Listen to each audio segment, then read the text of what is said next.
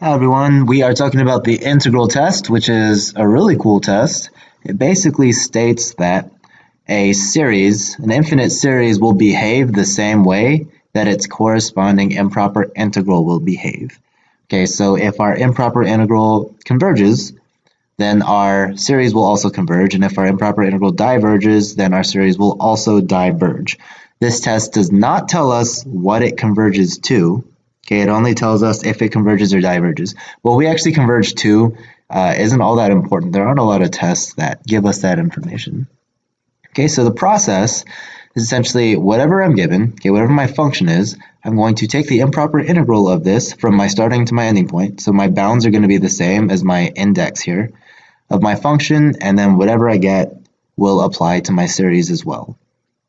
And the way that this works, it kind of goes back to Riemann sums, but I'll explain that a little bit later. So first, let's just walk through the process. Okay, so what I want to do is compare this to the improper integral from 1 to infinity, 3n plus 4 with respect to n.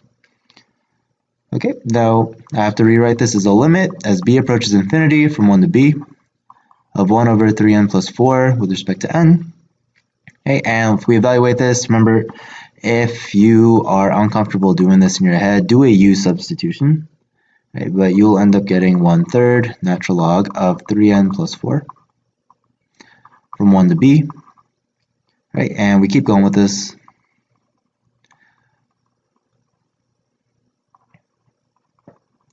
So I have natural log of 3b plus 4 minus 1/3 natural log of 7.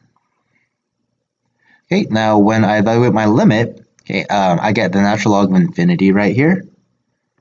So natural log of infinity is just infinity, so I end up getting infinity here, which means that my improper integral was divergent, and therefore my series to infinity is also divergent. Okay. One more example here. Okay, so again, I'm going to set up an improper integral. And I'm going to rewrite this as a limit.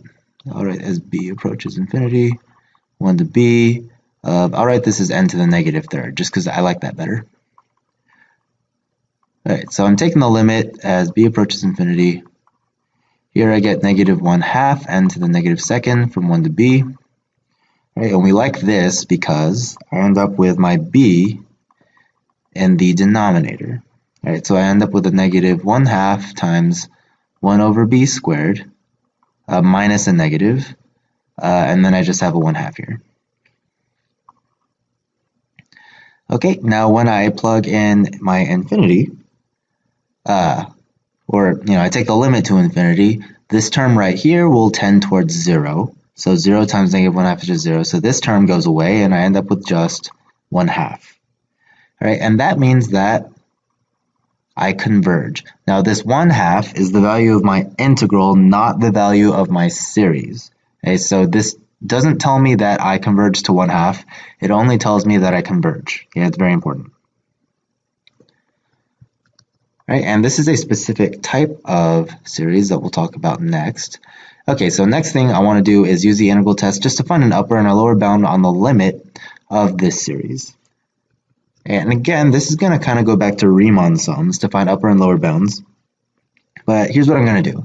Okay, I'm just going to kind of pick a point. Okay, so I'm picking 3. And you'll see why in a second. Okay, so I'm picking 3.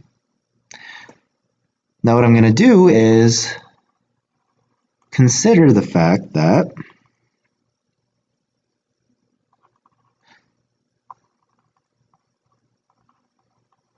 my summation is equal to 1 over 1 cubed plus 1 over 2 cubed plus 1 over 3 cubed plus, so on.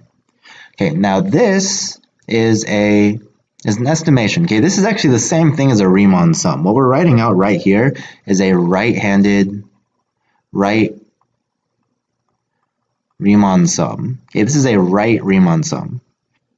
So this right Riemann sum is going to be an underestimate for our function because it's decreasing. So if you don't know what the graph looks like, here's the graph.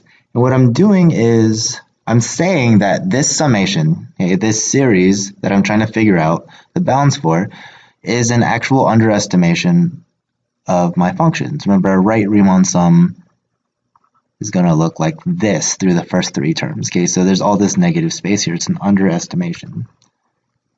Okay, so what that means is I have 1, 2, 3 terms that I'm writing out for my right Riemann sum, and then all this extra. Okay, so keep in mind that your series goes on to infinity. Now all this extra, I'm going to say, is going to be less than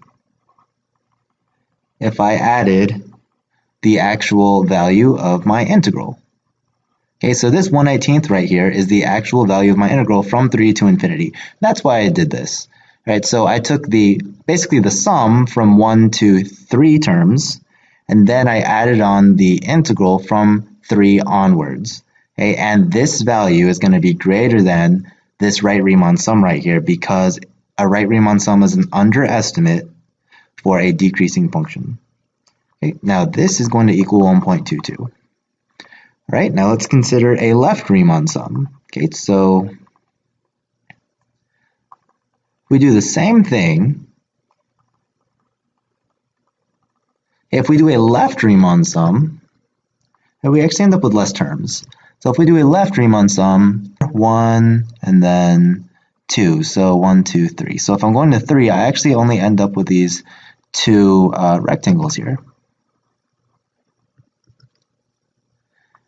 Yep, so when I'm doing my left Riemann sum, which is what this is,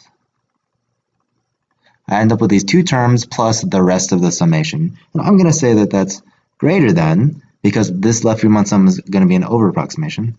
This is greater than if I just added these two terms and then the rest of my integral. So again, this is my integral right here.